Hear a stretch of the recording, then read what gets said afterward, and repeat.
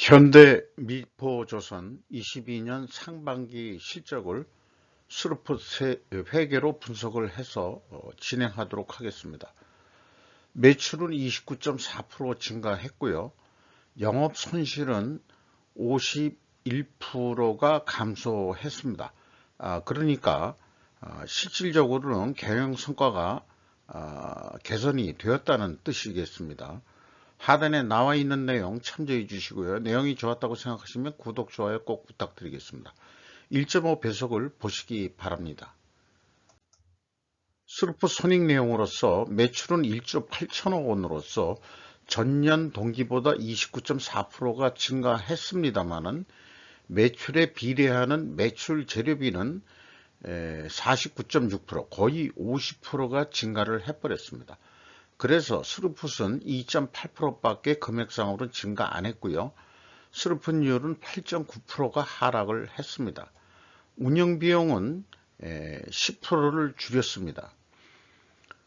TOE 생산성은 전년도 0.76에서 0.87로 개선되어서 영업손실이 918억 원, 원가회계 영업손실보다는 그래도 289억 원, 거의 290억 원이 더 손실이 난 입장입니다.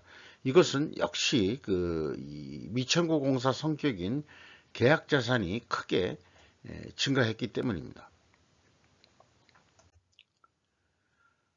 재고자산 내역을 보면은요, 재고자산에서 매출원가에 반영 되는 가공비 배부 재고자산은 사실상 없습니다만은 회사는 전체 재고자산을 매출원가에 반영을 하고 있는데 이것이 이제 총 제조원가를 일부 왜곡시킨다고 이렇게 볼 수 있겠습니다. 그런데 계약자산이 838억 원이 증가한 것이 원가회계 영업이익보다 실제 영업 손실이 더 많이 난 거죠. 물론 전년도보다 실적이 개선됐습니다만. 그리고 이제 현대중공업으로 하면서 모든 기업이 현대중공업 같이만 해라.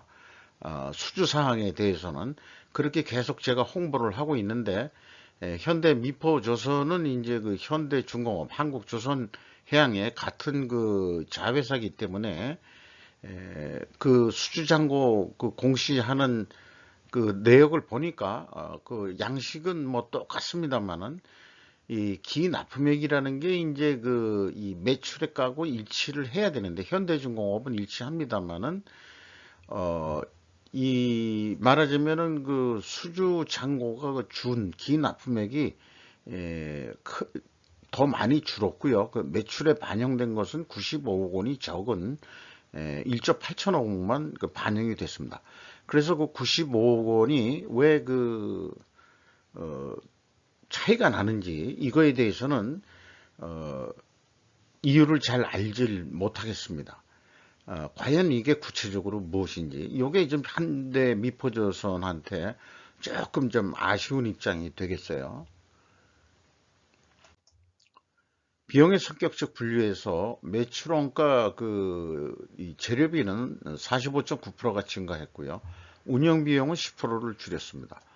그리고 가공 비율이 49%에서 35%로 크게 하락을 했는데 이건 역시 원재료 가격이 주로 조선이 철강제 또 페인트 이런 것들이 주로 많이 들어가는 원재료이기 때문에 원재료 가격이 역시 크게 상승했다.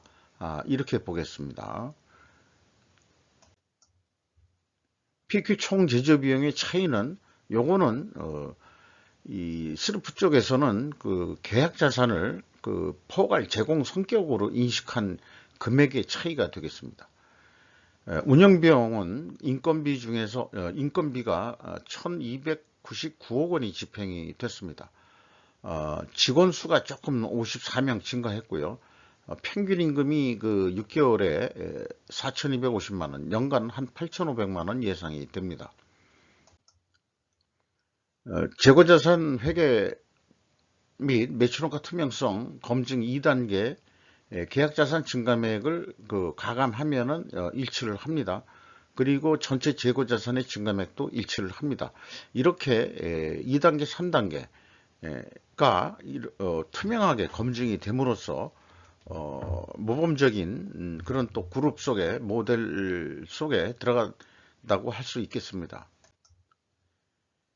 가공비 배부 재고자산 회전율이 1.8회전으로 떨어졌습니다. 그 계약 자산이 증가하는 바람에 그리고 그 다음에 스루픈율도 좀 떨어졌습니다. 8.9%가. 이렇게 그 동시에 그 같은 방향으로 떨어지면은 재고자산 매출원가 회계는 투명하다고 그렇게 가정을 합니다. 이럴 경우에 그 원재료 가격이 크게 상승을 했든지 또는 그 이 수주 판매 가격이 크게 하락을 했든지 이렇게 되겠습니다. 주로 그 수주 판매 가격은 이미 그 계약되어 있는 것들이 선박건조가 완료돼서 진수하는 그런 과정이니까 새로운 판매가 가격이 뭐 내려갔다 올라갔다 그게 아니고 전에 맺은 계약액들의 역량이 원재료 가격 상승을 그 소화하지 못한 결과로 그렇게 해석을 할 수 있겠죠. 이런 결과를 가지고 어떻게 이익을 낼 수 있겠느냐 하는 게 이제 과제가 되겠습니다. 현재 그 조선업으로서는 매출 조건 수금 속도 느려졌고요. 매입 채무 지급 속도도 느려졌습니다. 이건 바람직하지 않은 상황입니다. 그래서 실적을 보고서 이게 그 적자 상태니까 원가회계상으로 연말 요거를 이제 개별 수주 가격 제한을 한다고 한다면은 적자가 안 나게 하려고 그러면은 아마 그 비율을 들어서 3억 7천만 원짜리 견적을 냈는데 계약이 한 3억 7천만 원이 된다고 그러면은 억이니까 912억 원 3억이니까 죄송합니다. 1000만, 10만, 100만, 1000만 912억 원이 맞죠? 네. 그러니까 이익이 이렇게 나야 되는데 그런데 그 실질적으로 계산을 하면은 적자로 이렇게 나타납니다. 왜 이러냐 그러면은 원가 회계는 보통 이제 재고가 증가한 거로 계약 자산 증가한 거로 했는데 연말까지 기존에 이게 새로운 수주가 아니고 진행하는 그 미청구 공사 그 계약 자산을 빨리 좀 만들어 가지고 진수를 뭐 시킨다 하는 입장이 된다고 한다 그러면은 원가 회계 개념은 적자가 난다는 거죠. 이게 이제 그 원가 회계의 가장 큰 문제라는 것을 부각시키기 위해서 샘플로 재고 자산이 감소할 경우 영업이익이 감소한다는 것을 보여드리기 위한 것입니다. 그렇다면 스루프 쪽에서는 똑같이 말하자면 그냥 3조 7천억으로 해야 제가 좀 이해가 좀 더 좋겠네요. 계약이 된다고 하면은 분명히 이 결손이 나게 이렇게 되어 있습니다. 이것을 흑자로 만들려고 한다 그러면 어떻게 해야 될까요? 결론은 말하자면은 재고 회전율을 죄송합니다. 증가시켜야 되는 건데 지금 그 진행 중인 계약 자산을 빨리 완성해 가지고 매출을 추가 인식을 시키는 거죠. 그래서 그 속도를 11.4%로 증가를 한다 그러면은 매출로 26%로 그 인식을 하게 만들어 가지고 그렇게 되면은 이제 남는 게 이제 흑자로 돌아설 수 있는 게 172억 원 정도 난다. 이게 현실적인 아마 그 계획, 실질적으로 이룰 수 있는 계획이 아니겠느냐 이렇게 판단이 됩니다.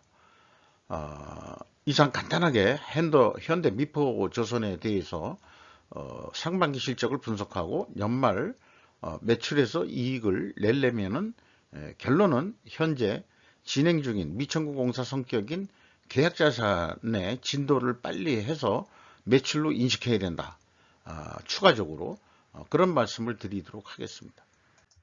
주가는 경영 성과가 개선됨으로 인해서 다들 요즘 주가가 빠지고 있는 입장인데 현대 미포조선만큼은 전년 동기 대비보다 4만 원이 크게 증가했습니다.